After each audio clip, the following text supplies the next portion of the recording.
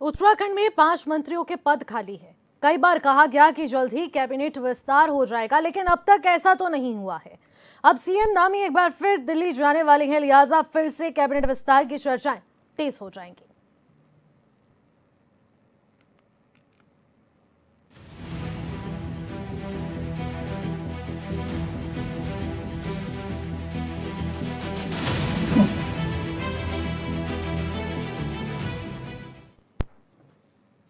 नमस्कार, आप देख रहे हैं क्वेश्चन आवर और मैं हूं आपके साथ निशी भाटिया।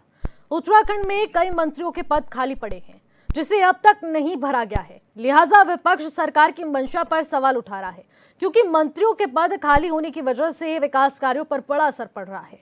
जब भी राज्य के मुखिया पुष्कर सिंह धामी का दिल्ली दौरा होता है, तब प्रदेश में कैबिनेट विस्तार की चर्चाएं एक बार फिर से उबाले खाती है। लेकिन इस बार क्या कुछ होगा, आज इसी पर करेंगे चर्चा। लेकिन उससे पहले आइए रिपोर्ट देखते हैं।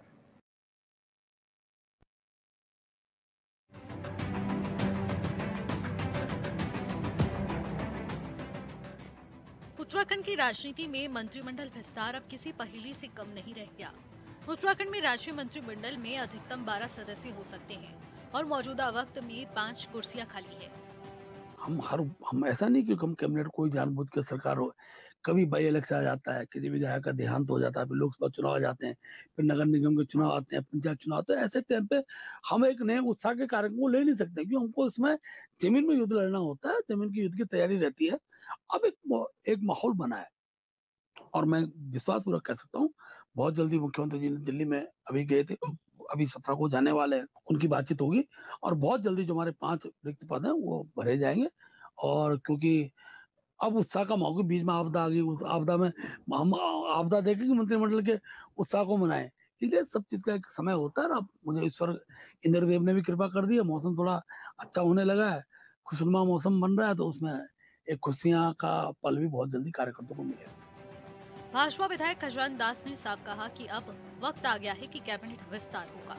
उन्होंने जोर देते हुए कहा कि मंत्रिमंडल का विस्तार मुख्यमंत्री का विवेक है, लेकिन केंद्र और प्रदेश नेतृत्व की रायशुमारी के बाद इसे जल्द किया जा सकता है, क्योंकि अब इसकी जरूरत और मांग दोनों है। मंत्रिमंडल का गठन करना, मंत्रिमंडल का विस्तार करना, ये माननीय मुख्यमंत्री जी का विवेक है।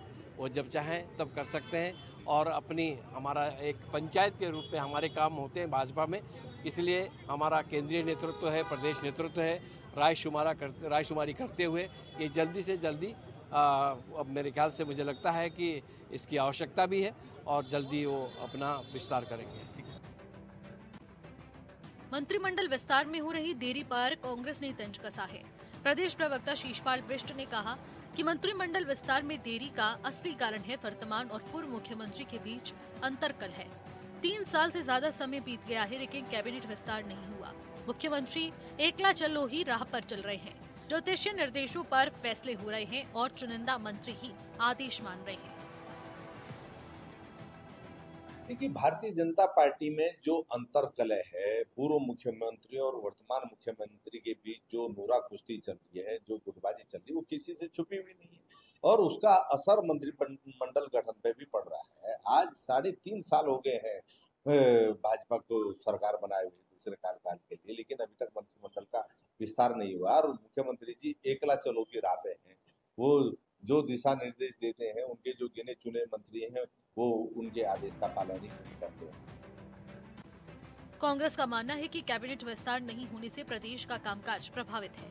लोग दूर दराज से उम्मीद लेकर मंत्री से मिलने आते हैं, लेकिन वास्तविकता यही है कि मंत्री विधानसभा में नहीं रहते, विदेश और अन्य राज्यों के दौरे पर व्यस्त रहते हैं और इसी कारण भाजपा के विधायकों में भी नाराजगी बढ़ रही है, जिसका खामियाजा पार्टी को भुगतना पड़ता है। और इससे जो है प्रदेश का कामकाज भी प्रभावित हो रहा है। लोग दूर दराज से बड़ी आशा और उम्मीद से आते हैं कि कोई मंत्री उनको मिलेंगे, वो अपनी व्यथा कथा सुनाएंगे, लेकिन मंत्री विधानसभा भवन में बैठते ही नहीं है। वो तो जो है विदेशी दौरों पे या दूसरे राज्य के दौरों पे मस्त रहते हैं। तो भाजपा मंत्रिमंडल का गठन करेगी, ऐसी संभावनाएं कमी है, क्योंकि इनकी कलहबाजी समाप्त नहीं होगी और जब तक समाप्त नहीं होगी मंत्रिमंडल गठन दूर की कौड़ी है और भाजपा के जो विधायक हैं उनमें आक्रोश बढ़ रहा है, जिसका खामियाजा भाजपा को भुगतना पड़ेगा। उत्तराखंड की राजनीति में साल तो बदल गए, लेकिन मंत्रिमंडल की गणित अभी पुरानी वाली है और उलझी हुई सी है।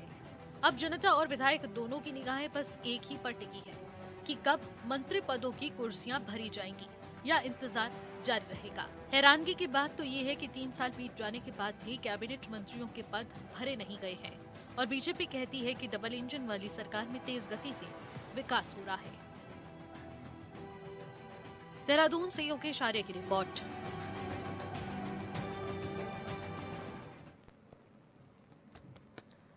तो फिर कैबिनेट विस्तार पर चर्चा तेज हो चुकी है। उत्तराखंड में कैबिनेट विस्तार पर एक बार फिर से सियासत गरमाई है और इस बार जल्द विस्तार की सुगबुगाहट भी देखने को मिल रही है। बीजेपी प्रदेश अध्यक्ष महेंद्र भट्ट ने भी संकेत दे दिए, तो दूसरी तरफ विधायक साहब खजानदास भी इस बात का जिक्र करते नजर आए। एमएलए ने कहा कि कैबिनेट विस्तार की बेहद जरूरत है। कैबिनेट विस्तार की खबर पर विपक्ष ने भी तंज कसना शुरू कर दिया है। मुख्यमंत्री पुष्कर सिंह धामी जाने वाले हैं दिल्ली और इसी को लेकर सरगर्मियां भी तेज हो जाती हैं, क्योंकि जब जब मुख्यमंत्री का दौरा दिल्ली का रहता है तो ऐसे में देखने को मिलता है कि जरूर कैबिनेट विस्तार पर चर्चा होगी और इस दिल्ली दौरे को बेहद खास माना जाता है कि कैबिनेट मंत्रियों के पास कई कई विभाग हैं, तो ऐसे में जरूरत पड़ती है क्योंकि इससे तमाम विकास कार्यों पर रुकावट आ रही है। उत्तराखंड में कैबिनेट विस्तार पर अब एक बार फिर से चर्चा होनी जरूरी हो गई है, क्योंकि अब ना ही आपदा है, ना ही चुनाव है और ना ही किसी प्रकार की कोई मंशा। अब इस बार सीधे निशाना इसी पर है कि आखिरकार कैबिनेट विस्तार कब तक होगा, आखिरकार सरकार के पास क्या कुछ कारण रहे जो अभी तक कैबिनेट विस्तार नहीं हुआ और अब जाकर सरकार क्या जाग उठी है और अब कैबिनेट विस्तार की जो सुगबुगाहट देखने को मिल रही है उसमें वो वाकई में धरातल पर उतारने की कोशिश की जाएगी। क्या ये दिल्ली दौरा कैबिनेट विस्तार के साथ वापस लौटेगा, ये भी अपने आप में महत्वपूर्ण विषय रहेगा। केंद्र की तरफ से आखिरकार क्या कुछ संकेत दिए जाएंगे और इस खास मीटिंग में क्या कुछ चर्चा होगी जो प्रदेश के लिए लाभदायक होगी, ये बेहद खास रहने वाला है। कैबिनेट विस्तार को लेकर चर्चाएं तेज हैं और इसी बीच उत्तराखंड में कैबिनेट विस्तार पर विपक्ष भी तंज कसता नजर आ रहा है। लेकिन आखिरकार कब तक इस पर तंज कसते हुए राजनीति की जाएगी, कैबिनेट विस्तार कब तक होगा और कब तक नहीं हो पाएगा, क्या कुछ कारण है जिस पर आज हम लोग चर्चा करेंगे। हमारे साथ तमाम पैनलिस्ट मौजूद है, सीधे उनका रुख करेंगे। हमारे पास सतीश जैन जो कि भारतीय जनता पार्टी के प्रवक्ता है, वो स्टूडियो से जुड़ चुके हैं। पंकज छेत्री जी जो कि कांग्रेस के प्रवक्ता है, वो वर्चुअली इस वक्त हमारे साथ जुड़ चुकी हैं। देवचंद उत्तराखंडी जी जो कि यूकेटी के प्रवक्ता है, स्टूडियो से वो इस वक्त हमारे साथ जुड़ चुके हैं। और विजेंद्र रावत जो कि राजनीतिक विश्लेषक हैं, वो फोन लाइन के जरिए हमारे साथ इस वक्त जुड़े हुए हैं। आप सभी मेहमानों का मैं स्वागत करूंगी और चर्चा की शुरुआत सतीश जी आपसे करूंगी, क्योंकि सरकार पर वो तमाम सवाल हैं और उसका जवाब लेना सरकार से बहुत ज्यादा जरूरी हो गया है। आखिरकार कैबिनेट विस्तार प्रदेश में पहेली क्यों बन चुका है? देखिए निशी जी, ऐसा कुछ नहीं है कि कैबिनेट विस्तार पहेली बना हुआ है उत्तराखंड में। देखिए, ये एक जो फैसला होता है ये माननीय मुख्यमंत्री जी के विवेक का फैसला होता है और ये उनका अधिकार है। वो जब चाहें कैबिनेट का विस्तार कर सकते हैं, कैबिनेट का गठन कर सकते हैं। और देखिए, जैसा कि अभी आप अपनी रिपोर्ट में दिखा रहे थे, हमारे प्रदेश अध्यक्ष जी उन्होंने अपना बयान दिया कि कल माननीय मुख्यमंत्री जी दिल्ली जा रहे हैं और इसी परिप्रेक्ष्य में जहाँ तक है वहाँ बात होनी है। और उन्होंने ये भी बोला कि जो हमारा प्रदेश था, समय समय पर यहाँ पे कभी ना कभी कोई चुनाव हो जा रहे थे, जैसे निकाय चुनाव, त्रिस्तरीय पंचायत चुनाव, फिर उसके बाद आपदा का जो समय था, तो उस समय जो कैबिनेट विस्तार का जो समय था वो मुफीद नहीं था, वो उत्तम नहीं था। तो देखिए, हमारे माननीय मुख्यमंत्री जी जो हैं वो संजीदा हैं और हमारे प्रदेश में जो विकास है वो उसकी जो गंगा है वो सतत रूप से बह रही है। और ये जनता ने दिखाया भी है कि हमारे प्रदेश में माननीय मुख्यमंत्री जी के नेतृत्व में जो विकास की गंगा बह रही है वो अनवरत रूप से चालू है। आप देखिए कि जनता ने भी उसका जो सम्मान करा है, वो चाहे निकाय स्तर के चुनाव हो, चाहे त्रिस्तरीय पंचायत के चुनाव हो और अन्य जो उपचुनाव रहे हों, सभी चुनावों में जनता ने भरपूर प्यार जो दिया है वो माननीय मुख्यमंत्री जी के नेतृत्व को दिया है। और हमारी जो सरकार है वो सतत रूप से कार्य कर रही है। चाहे वो नीति आयोग की रिपोर्ट हो, उसमें पूरे देश में जो हमारा प्रदेश है वो प्रथम है सतत विकास की दर में। इसके साथ साथ जो सरप्लस रेवेन्यू है वो 5,000 करोड़ से ऊपर है। तो ये सब चीजें चल रही हैं और साथ में इंफ्रास्ट्रक्चर जो है वो भी बढ़ रहा है। देखिए निशी जी, जो प्रदेश है वो हमारा पर्वतीय प्रदेश है और यहाँ पे समय समय पे कुछ ना कुछ चुनौतियां रहती हैं और उस समय कैबिनेट विस्तार जरूरी नहीं है। उस समय प्रदेश जो है वो किस तरह से विकास करे, किस तरह से यहाँ पे जो वो चीजें हुई हैं जो आपदा के समय पे सतीश जी, क्या 3 साल लग जाते हैं कि कैबिनेट विस्तार ना हो? टीम बिल्डिंग में क्या इतना समय लग जाता है मुख्यमंत्री के पास, क्योंकि खुद 40 विभाग हैं और इससे अधिक ही मान सकते हैं? क्या वो उन विभागों में इतने उलझे रह जाते हैं कि उन्हें अपनी टीम बिल्ड करने का टाइम नहीं मिल रहा है, या फिर सिर्फ और सिर्फ विकास पर ही फोकस किया जा रहा है? निशी जी देखिए, कैबिनेट विस्तार और जो हमारे प्रदेश में कैबिनेट मंत्रियों की जो संख्या है वो एक संवैधानिक प्रक्रिया और वो होनी चाहिए, वो निश्चित तौर पे फुलफिल होनी चाहिए। लेकिन कुछ परिस्थितिवश, कुछ कारणवश ऐसे चुनौतियां आई कि उस समय वो ना करके हमें कुछ और देखना था। अपने प्रदेश को विकास के जो पथ पे अग्रसर है उसको रोकना नहीं था, उसको आगे चलाते हुए लेके जाना था। और हमारे लिए उस समय वो कैबिनेट विस्तार जरूरी नहीं था। माननीय मुख्यमंत्री जी का देखिए ये विवेक है, वो जब चाहे तब कैबिनेट का विस्तार कर सकते हैं। और जैसा कि अभी प्रदेश अध्यक्ष जी ने बताया भी कि अब जो समय है, इंद्रदेव की भी कृपा है, मौसम भी सही है, सारी चीजें अभी ठीक ठाक चल रही हैं, तो अभी वो समय शायद है कि कैबिनेट विस्तार हो सकता है। और उसके लिए माननीय मुख्यमंत्री जी कल दिल्ली जा भी रहे हैं। और मैं लेकिन विपक्ष के साथ, विपक्ष की बात पे मैं कहना चाहता हूं कि विपक्ष को सबसे पहले अपना संगठन का विस्तार करना चाहिए। वो ये नहीं था कि सरकार क्या कार्य कर रही है, सरकार अच्छा कार्य कर रही है और जनता जो सहयोग है, जो समर्थन है वो दे रही है। और जनता ने अपना जो डिसीजन है वो जो पूर्ववर्ती चुनाव है उसमें दिखाया हुआ है। ठीक है सतीश जी, लेकिन पंकज जी जानना चाहूंगी आपसे, कांग्रेस सवाल दाग रही है, लेकिन अब तो दिल्ली दौरे पर सीएम पुष्कर सिंह धामी जाने वाले हैं। क्या लगता है कि इस बार भी संभव है, या फिर से पहेली की तरह इसको घुमाया फिराया जाएगा और फिर उसके बाद 2027 के हवाले छोड़ दिया जाएगा? देखिए निश्चित जी, मुख्यमंत्री जी दिल्ली नहीं जा रहे, अब मुख्यमंत्री जी जाने ही वाले हैं।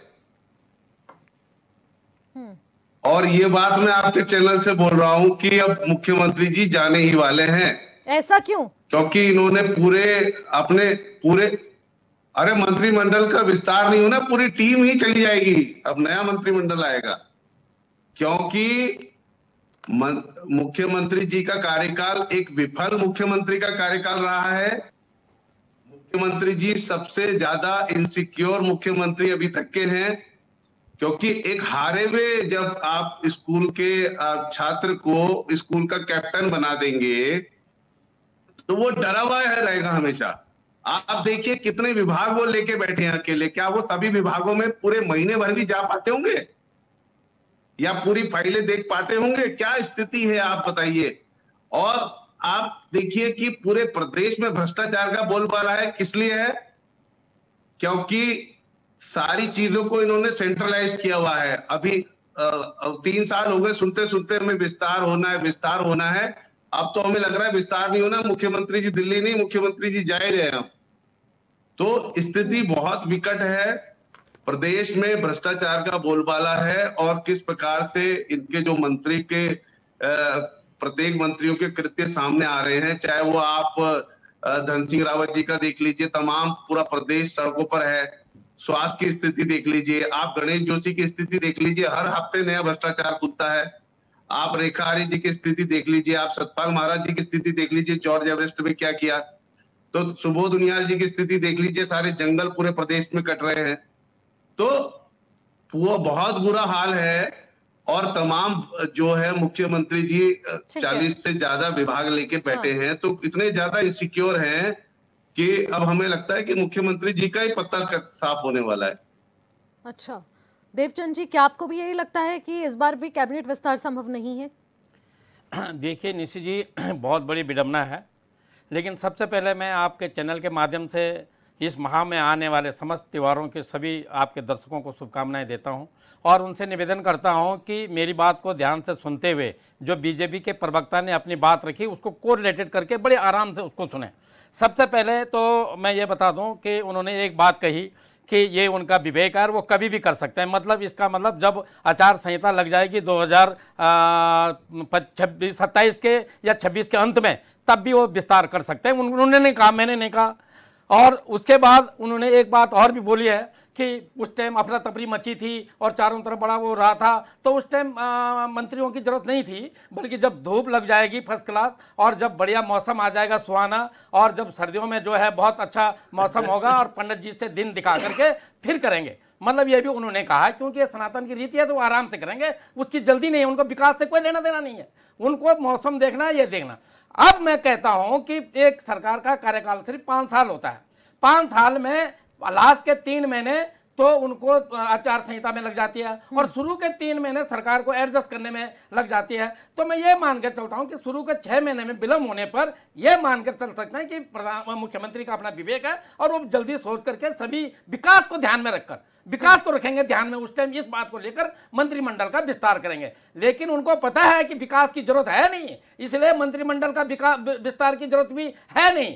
तो मैं ये कहता हूं कि जिस ढंग से 3 साल 4 महीना निकल गया है और अब सिर्फ 12 महीना रह गया, 3 महीने तो आचार संहिता में जाएगा, इस 12 महीने में जो काम उन्होंने 3 साल 4 महीने में नहीं हुए हैं, क्या 1 साल में पूरे हो जाएंगे? अगर नहीं होंगे तो जैसे वो चल रहे थे अभी भी चल रहे हो, क्यों सरकार पर अतिरिक्त बोझा और जनता का टैक्स को बढ़ा रहे? महंगाई ऑलरेडी ज्यादा है। उसके अलावा मैं ये जानना चाहता हूं कि सरकार बार बार इतनी तानाशाही क्यों होती जा रही है?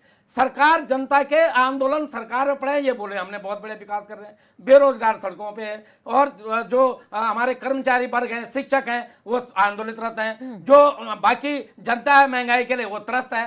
तो ये विकास किस चीज को बोलते हैं? इन्होंने इनकी विकास की परिभाषा मुझे समझ में नहीं आ रही।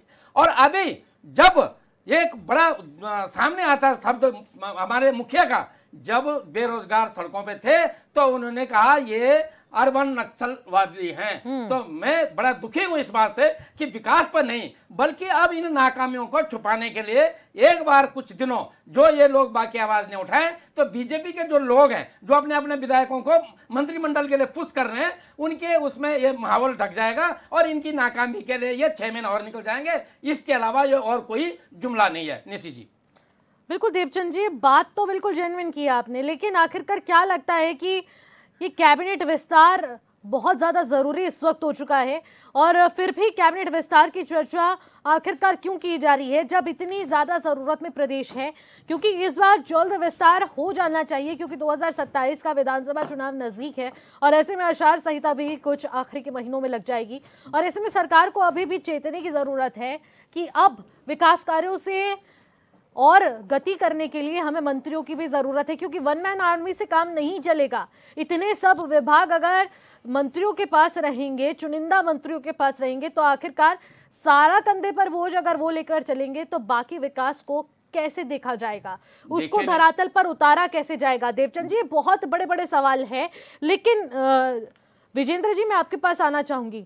आपको क्या लगता है कैबिनेट विस्तार को लेकर प्रदेश बीजेपी में क्या कुछ खिचड़ी पक रही है? क्यों नहीं अभी तक कैबिनेट विस्तार हो पाया? 3 साल बीत चुके हैं, कोई चर्चा नहीं, हर बार टाल दिया जाता है, किसी ना किसी चीज का हवाला दे दिया जाता है। क्या लगता है? देखिए, हमें पहले ये तय करना पड़ेगा कि मंत्रियों के बनने से विकास होता है या विकास रुकता है। ये तय करना पड़ेगा हमें। मुझे लगता है कि अभी रूलिंग पार्टी जो भारतीय जनता पार्टी है, ये तय नहीं कर पाई है कि अगर मंत्री बनते हैं तो उससे विकास होगा या विकास रुकेगा। अभी तक भाजपा के जो प्रवक्ता कह रहे थे कि बीच में आपदा थी, फिर ये प्रॉब्लम हो गई। अरे उन प्रॉब्लम को हल करने के लिए तो मंत्री बनते हैं ताकि अपना अपना काम मंत्री करें। बिल्कुल। तो ये तो पहले देखना पड़ेगा ना। कल ये भी कह सकते हैं, क्योंकि एक संवैधानिक प्रक्रिया है कि इतने परसेंटेज मंत्री होंगे, 70 हमारे विधायक होंगे, तो कल ये भी कह सकते हैं कि 70 विधायक क्या है, इतना खर्चा क्यों करना, 85 रखो, 2-2 3 को मिला दो। ये बड़ा बचकाना सा सवाल है। तो ये मुझे लगता है, और एक ब्यूरोक्रेसी है, 40 आप डिपार्टमेंट सीएम साहब के पास में, क्या वो उनको देख रहे हैं? ब्यूरोक्रेसी देख रही है। क्योंकि ब्यूरोक्रेसी जब इतना डिपार्टमेंट मुख्यमंत्री को नहीं देख सकता है तो ब्यूरोक्रेसी अपने अपने हिसाब से करेगी। होना एक चीज ये था कि उन डिपार्टमेंट के जब मंत्री होगा, मंत्री का कनेक्शन जनता के प्रति जवाबदेह होता है, जनता मंत्री से बात करेगी और वो ये ब्यूरोक्रेसी क्यों सुनेगी जनता को? वो तो घुसने नहीं देगी अंदर। उसने चुनाव थोड़ी लड़ना है, उसने 60 साल तक रहना है। तो मुझे लगता है कि पहले ये तय करना पड़ेगा, ये दिमाग साफ करना पड़ेगा कि मंत्रियों के बनने से विकास काम में तेजी आती है, विकास काम रुकता है। अभी कह रहे थे कि उस समय आपदा आई इसलिए टाइम नहीं मिला, फला आपदा आई उससे निपटने के लिए तो मंत्री होने चाहिए थे। आप देखिए कि अकेले मुख्यमंत्री जी बेचारे घूमते रहे, अगर हर डिपार्टमेंट के सबसे लेकिन विजेंद्र जी विभाग ही उनके पास था तो मुख्यमंत्री धरातल पर इसीलिए तो उतरे। ठीक है, मैं मानता हूं। आप ये देखिए कि सबसे ज्यादा नुकसान इस समय किस चीज को हुआ पहाड़ में, बागवानी और कृषि को, है कि नहीं? हमारे जो बागवानी और कृषि मंत्री आए पहाड़ में, उसको जाते हुए देखा कहीं? वो देहरादून में जो है उससे सड़क पे वो कर रहे थे, पूरे राज्य के मंत्री हैं वो। तो यही होता है, अकेला चीफ मिनिस्टर कुछ नहीं कर सकता है, सिर्फ घूम सकते हैं, लोगों को इकट्ठा कर सकते हैं। हर डिपार्टमेंट का अगर नहरें टूटती है तो नहर का मंत्री होना चाहिए था, अगर बागवानी खत्म हुई तो बागवानी के मंत्री को उस जगह जाना था, वो अलग से योजना बनाती है कि कहाँ नुकसान हुआ, क्या हुआ। आप कितने एक व्यक्ति से क्या कल्पना कर सकते हैं? अगर एक ही व्यक्ति होता तब तो उस जमाने में राजा ठीक थे, एक राजा था बाकी सब प्रजा थी। बिल्कुल। तो मुझे लगता है जो संवैधानिक हमारी प्रक्रिया है उसके तहत मंत्रिमंडल का विस्तार होना बहुत जरूरी है, तो हो जाना चाहिए था जैसे राज्य बना। ये कोई बात नहीं हुई कि मुख्यमंत्री का साहब अपना वो प्रोविटिव है तो अकेले मुख्यमंत्री है बाकी उठा दे। एक संविधान भी कोई चीज होती है, और मुझे लगता है कि मंत्रियों के बनने से विकास होता है, वो जनता के प्रति जवाबदेह होता है, ब्यूरोक्रेसी जनता के प्रति जवाबदेह नहीं होती है। तो ये डिपार्टमेंट अगर मंत्री होते तो लोग अपनी पीड़ा मंत्री को बताते, आप किस सेक्रेटरी से पीड़ा बताएंगे? पब्लिक सेक्रेटरी के पास जाएंगे, वो तो उस बेचारे सचिवालय में घुस नहीं सकते।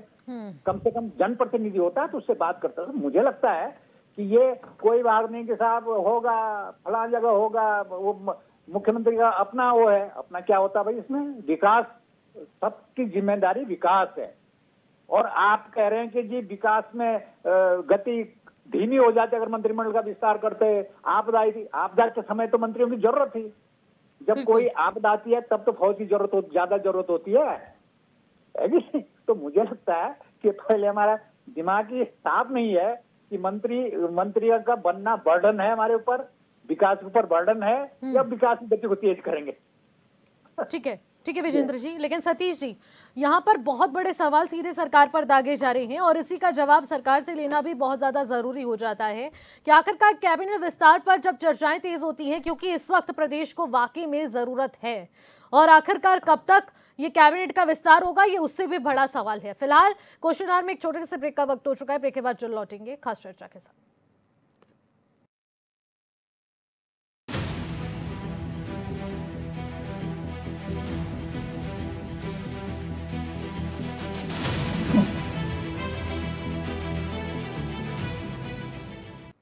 ब्रेक के बाद एक बार फिर से आपका स्वागत करते हैं और क्वेश्चन आवर में आज कैबिनेट विस्तार पर खास चर्चा हो रही है, क्योंकि विपक्ष तमाम सवाल उठा रहा है, तंज कस रहा है कि आखिरकार इतना वक्त क्यों, कैबिनेट विस्तार में इतनी देरी क्यों, आखिरकार सरकार में क्या वो खिचड़ी पक रही है जो अभी तक कैबिनेट विस्तार नहीं हो पाया है।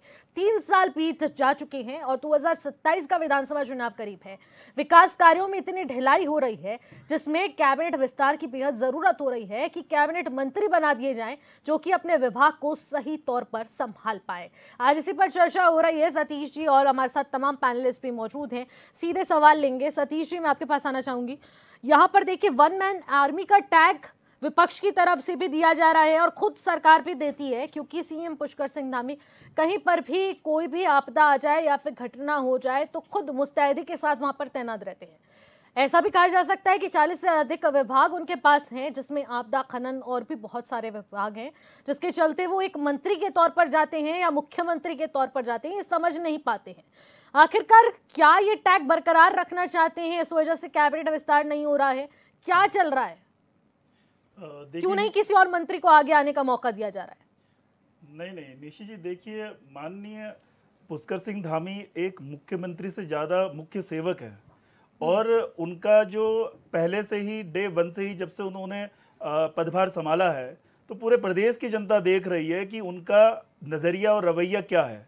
वो एक बिल्कुल साधारण इंसान, एक सेवक की तरह जनता की सेवा के लिए 24 घंटे उपलब्ध रहने वाले मुख्यमंत्री हैं। चाहे आपदा हो, चाहे वो कोई भी मुसीबत की घड़ी हो, माननीय मुख्यमंत्री जी बिना समय लिए उस स्थान पे मौजूद रहते हैं और वो सच में इस प्रदेश के गार्जियन हैं। इस प्रदेश के मुख्य सेवक के साथ साथ गार्जियन होने के नाते वो अपनी जिम्मेदारी जानते हैं और निभाते भी हैं।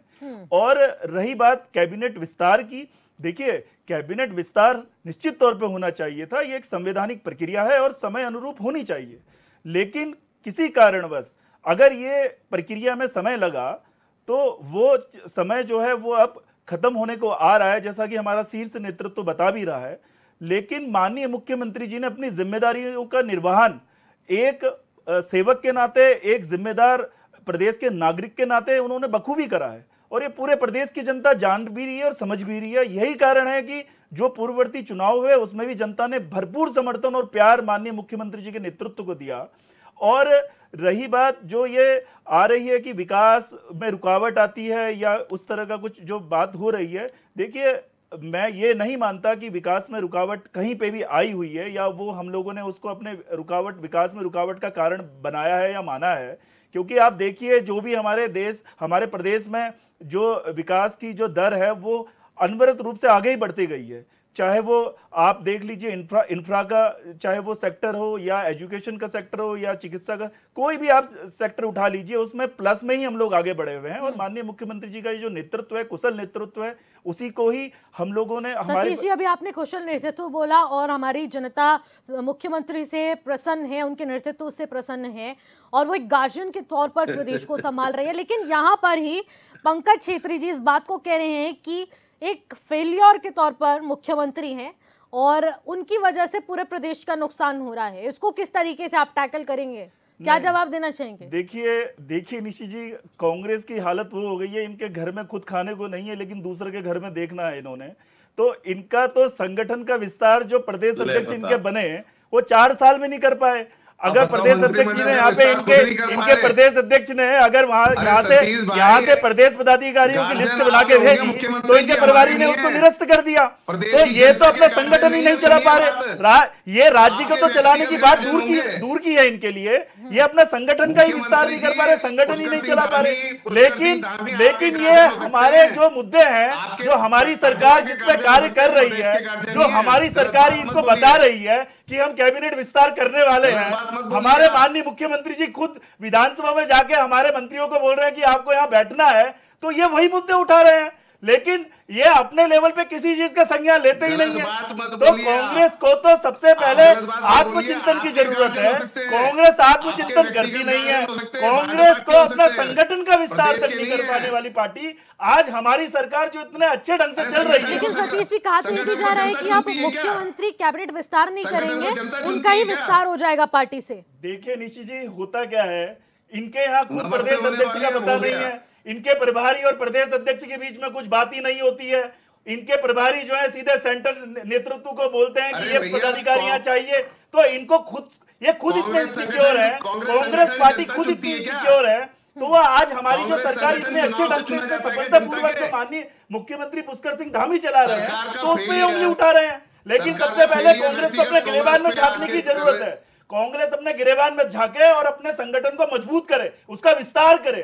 कांग्रेस का विस्तार खुद नहीं हो पा रहा और ये जो राज्य सरकार इतने अच्छे ढंग से चल रही है उस पे उंगली उठाते हैं। हाँ, पंकज जी जवाब दीजिएगा और मैं एक सवाल ऐड ऑन कर लेती हूँ। हाँ पंकज जी, आपसे जवाब ही लूंगी और एक सवाल ऐड ऑन करना चाहूंगी। मुझे आप बताइएगा, क्या भारतीय जनता पार्टी में कोई ऐसा मंत्री या नेता या फिर विधायक नहीं बचा जिसको कैबिनेट में जगह दी जाए, और इसीलिए अभी सोच विचार में 3 साल बीत चुके हैं, अब लग रहा है कि जरूरत है?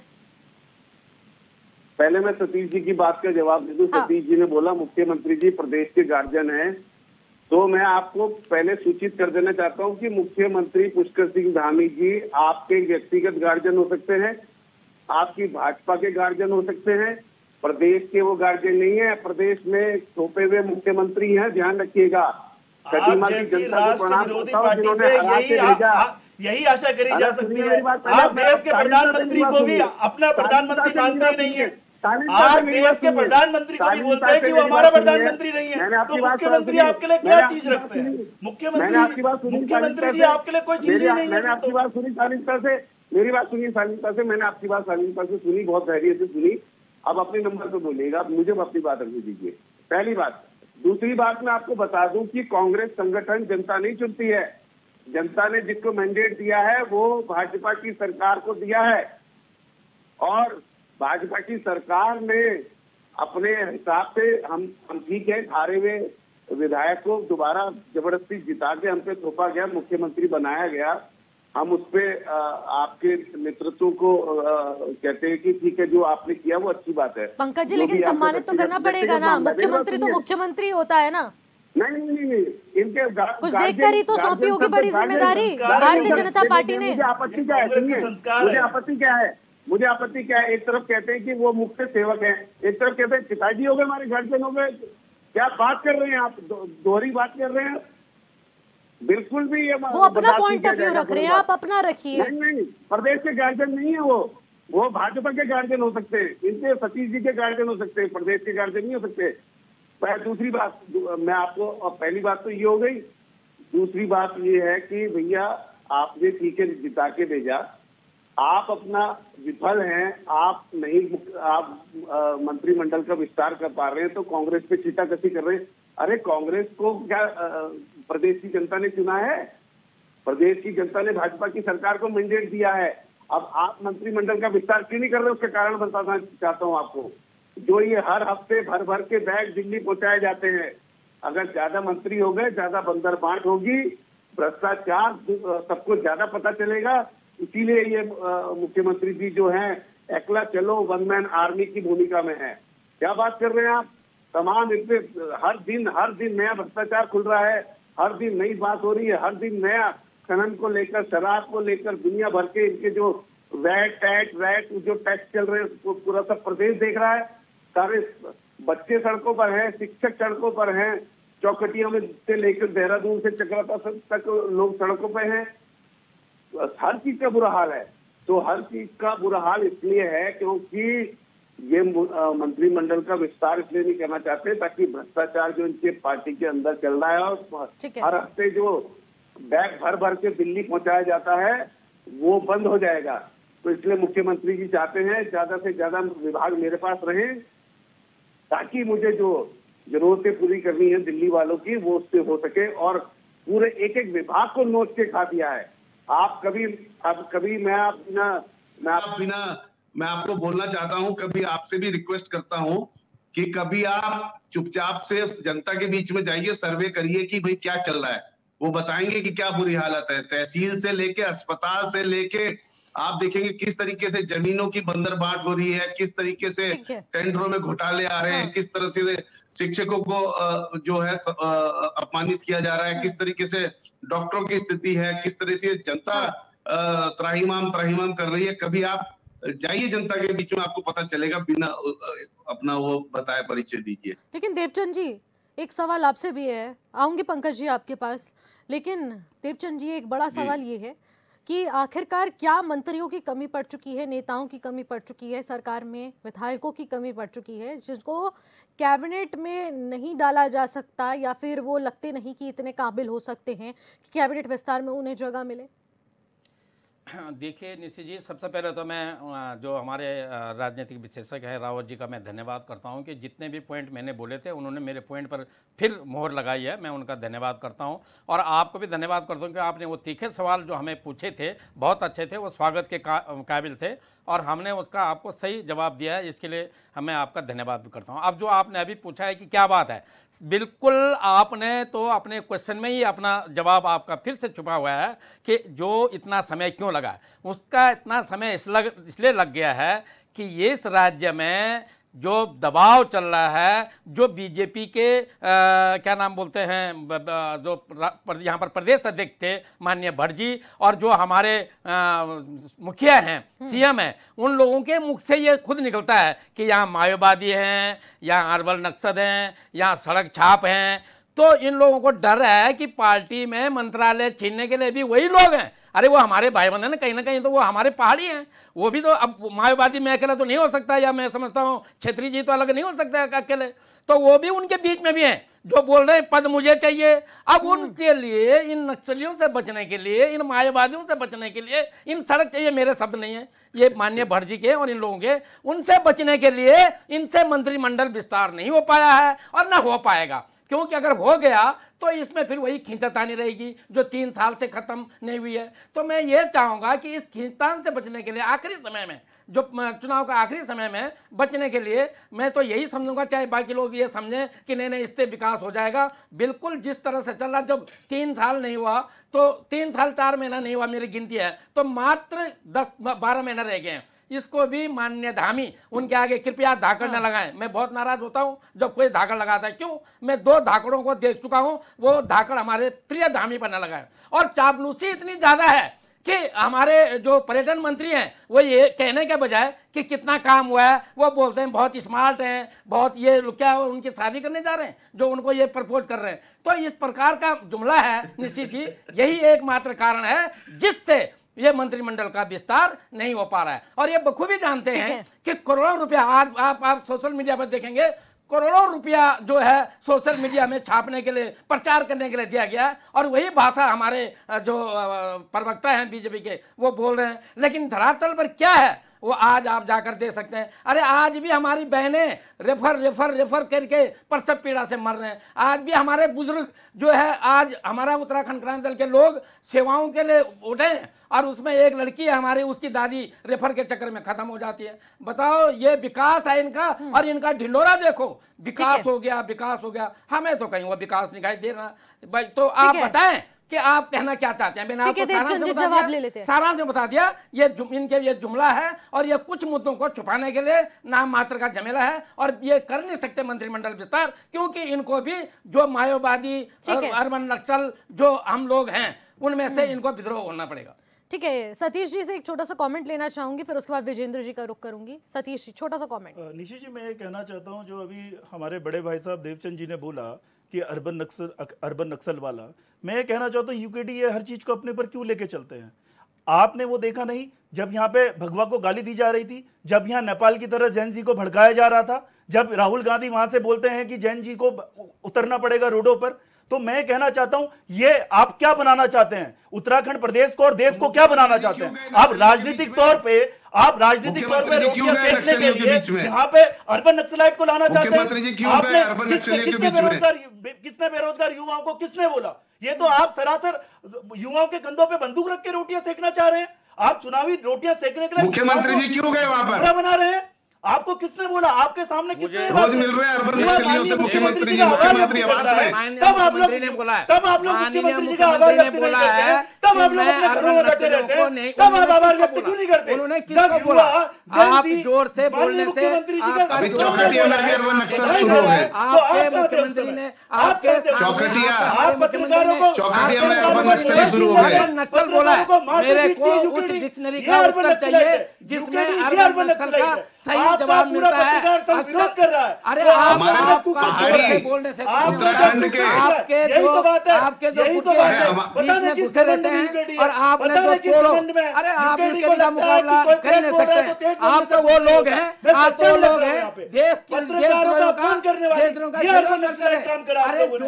पहाड़ी बस्ती करने वाली यूकेडी, ये अर्बन नक्सलाइट करा आप लोगों ने। आपको किसी ने अर्बन नक्सलाइट नहीं बोला, लेकिन आपके कृत्य हैं, आपके कार्य हैं, आपके कार्य हैं। आप लोगों ने अर्बन नक्सलाइट कार्य करे, उत्तराखंड को 200 में बांटने का कार्य करा।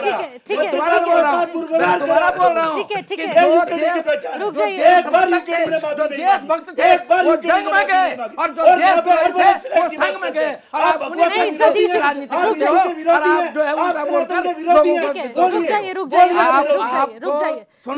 रुक जाइए देवचंद जी, आपको भी बताना रुक जाइए, पड़ेगा। सतीश जी रुक जाइए। हम बता रहे हैं ऐसे किसी की बात समझ नहीं आएगी। सनातन रुक जाइए सतीश जी, देवचंद जी रुक जाइए, रुक जाइए,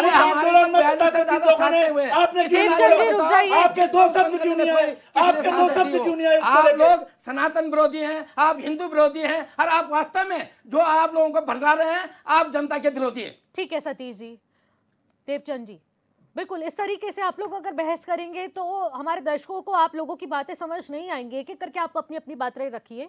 विजेंद्र जी का रुख करूंगी और अभी आपसे कमेंट लूंगी। पंकज जी, पहले विजेंद्र जी से मैं जवाब लेना चाहूंगी। विजेंद्र जी, सबसे बड़ा मुद्दा जो इस वक्त था कैबिनेट विस्तार का, जो कि विकास तक खींचा चला गया और उसके बाद सनातन तक इसको खींच दिया गया, आखिरकार क्या टॉपिक ऑफ डिस्कशन से भटकना और इसी तरीके से अगर राजनीति में देखा जाए तो कैबिनेट विस्तार को भी इसी तरीके से क्या गुमराह किया गया था और उसके बाद जाकर अभी तक विस्तार नहीं हो पाया है? हर बार इसको गुमराह किया जाता है क्या? 3 साल बीत चुके हैं, अभी तक क्या प्रदेश को वाकई में कैबिनेट विस्तार की जरूरत नहीं पड़ी? क्या पार्टी में जो बैठे हुए विधायक हैं, नेतागण हैं, क्या वो सक्षम नहीं है जिनको इस कैबिनेट में बिठाया जाए?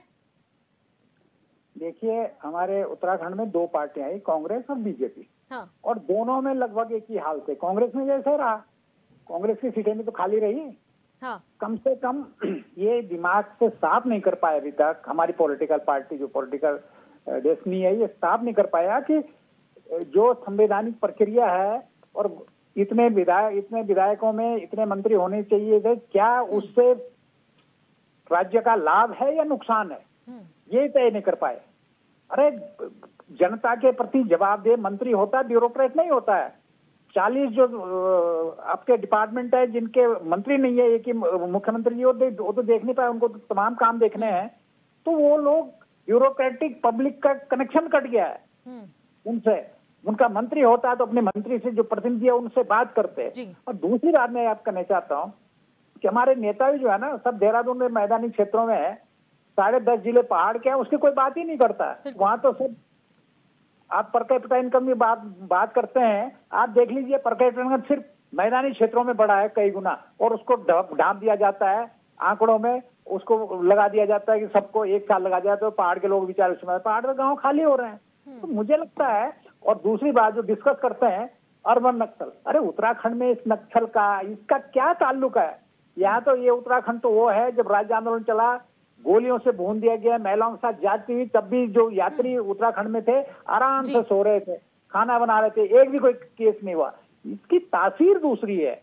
हम डिस्कशन में करते हैं, दिल्ली का ले आते हैं, अर्बन नक्सल ले आते हैं, टुकड़े ले आते हैं। अरे उसका क्या ताल्लुक है? यहाँ की परिस्थिति क्या है, राज्य का पूरा स्ट्रक्चर क्या है, उसके साथ डिस्कस उसके अंदर करना चाहिए ना।